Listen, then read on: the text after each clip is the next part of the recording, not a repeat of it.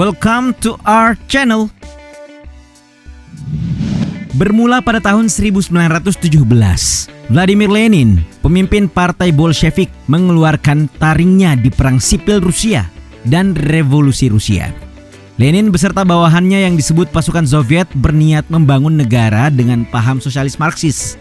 Rencana tersebut berhasil sehingga pada tanggal 30 Desember 1922, negara Uni Soviet resmi berdiri.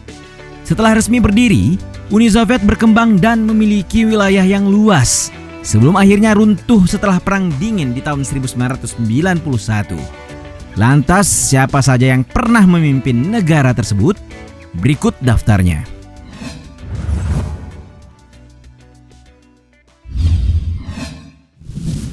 Vladimir Lenin 1922 sampai 1924. Perintis Partai Komunis Rusia ini diketahui bernama lengkap Vladimir Ilyich Ulyanov. Nama Lenin merupakan nama samaran yang dicaplok dari nama sungai Lena di Siberia. Melansir laman detik.com, Vladimir Lenin membentuk Partai Komunis pada tahun 1912. Tetapi Lenin memimpin menuju revolusi Rusia pada saat dia singkan. Namun Jerman membuatnya kembali berada di Rusia untuk membantu mereka dalam Perang Dunia I. Setelah itu, Lenin memimpin Revolusi Oktober untuk menggulingkan pemerintahan, sementara yang pernah meruntuhkan monarki melalui Revolusi Februari. Kehebatan Lenin membuat komunis dengan cepat mengonsolidasikan kekuatan dan memenangkan Perang Sipil Rusia. Meski masa kepemimpinannya cukup singkat, tapi ia berhasil membentuk negara sebesar Uni Soviet.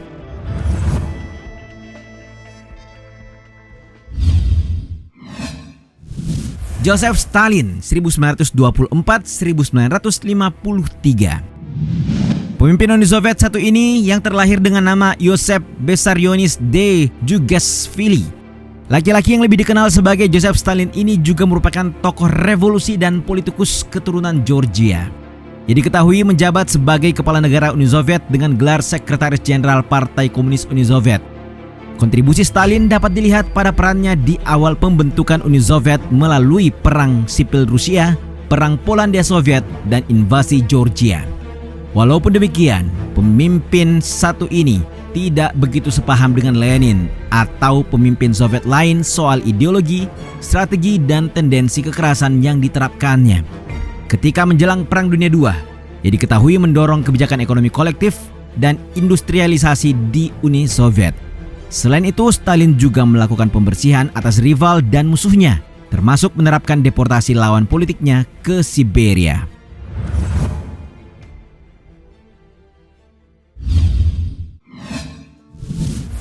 Georgy Malenkov 1953. Perkembangan karier Georgy Malenkov sangat dipengaruhi oleh hubungan keluarganya dengan Lenin dan pengawasan Stalin. Figur ini merupakan politisi Soviet dan pemimpin Partai Komunis yang tentu berhasil mendapatkan kekuasaan Uni Soviet secara penuh.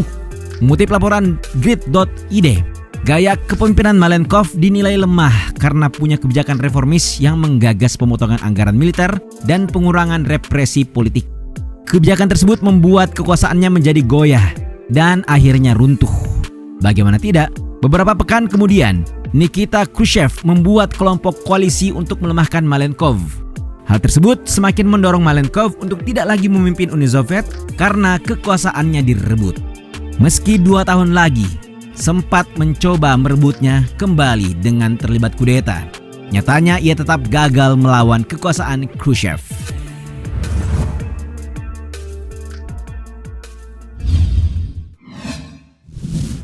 Nikita Khrushchev 1953-1964. Setelah Georgy Malenkov digulingkan dari seluruh posisi di pemerintahan pada tahun 1955 dan diasingkan, Nikita Khrushchev akhirnya menjadi pemimpin Uni Soviet. Pada tahun 1956, ia mengkritik apa yang dikenal sebagai kultus kepribadian Stalin dan memerintahkan penghancuran monumen-monumen Stalin di seluruh Uni Soviet. Selain itu, semasa kepemimpinan Khrushchev, ia memperkenalkan kelonggaran kebijakan dalam negeri yang dikenal sebagai Khrushchevskaya Ottepel atau pencairan Khrushchev. Ia juga merelaksasi kebebasan berekspresi, membebaskan tahanan politik, dan mengembangkan sektor tani walaupun gagal. Namun, pertumbuhan ekonomi yang rendah, hubungan dengan Cina yang semakin kurang harmonis, dan persoalan lainnya membuat ia digulingkan dengan status pensiun karena alasan kesehatan. Begitulah pemimpin yang dikenal akrab dengan Presiden pertama Republik Indonesia ini digulingkan pada tahun 1964 oleh sebuah kelompok partai yang dipimpin oleh Leonid Brezhnev.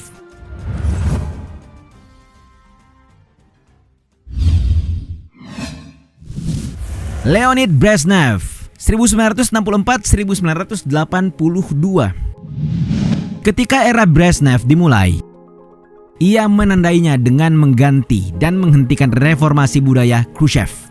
Ketika itu perang dingin dengan AS tengah memuncak, sehingga menyebabkan blokade budaya antara negara-negara Pakta Warsawa dengan negara-negara Eropa Barat. Lebih lanjut, pihak berwenang melarang segala hal yang tidak sesuai dengan komunisme, termasuk sastra, film, dan musik asing. Ekonomi Uni Soviet yang tumbuh pada masa Khrushchev hingga level bisa mengejar ketertinggalan dari Amerika Serikat kembali mengalami kemunduran di era ini. Ya, di pertengahan 1970-an, Uni Soviet di bawah komando Brezhnev memasuki era stagnasi ekonomi. Brezhnev juga membangun militer Uni Soviet, namun dengan mengorbankan perekonomian negara tersebut. Tidak hanya itu, dia juga mengembalikan beberapa kekuatan intelijen Rusia, KGB, yang ada di masa rezim Stalin.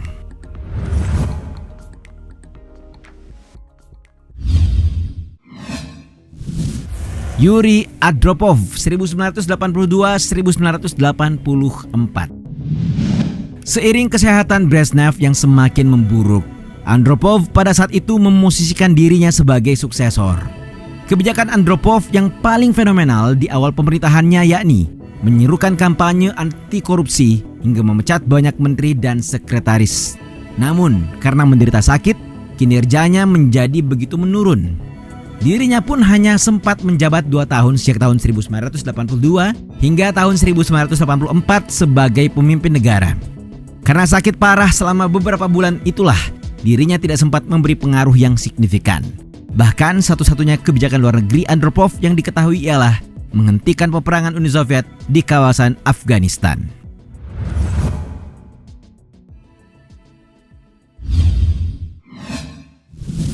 Konstantin Chernenko 1984-1985. Serupa dengan kepala negara sebelumnya yakni Brezhnev dan Andropov, pemimpin Uni Soviet ini juga mengalami kesehatan yang buruk pada saat memimpin. Sebelumnya Chernenko mengalami lonjakan karir yang melaju pesat berkat Brezhnev dengan menggantikan Andropov. Selama masa pemerintahannya di Uni Soviet, Chernenko mendukung peran lebih besar untuk para pekerja dan melakukan reformasi pendidikan serta propaganda komunis yang lebih masif. Bahkan ia juga pernah melakukan perundingan fakta dengan komunis Cina yang kian panasnya perang dingin. Pemimpin yang harus memerintah dari rumah sakit ini diketahui memboikot Olimpiade musim panas tahun 1984 dan melanjutkan perang di wilayah Afghanistan.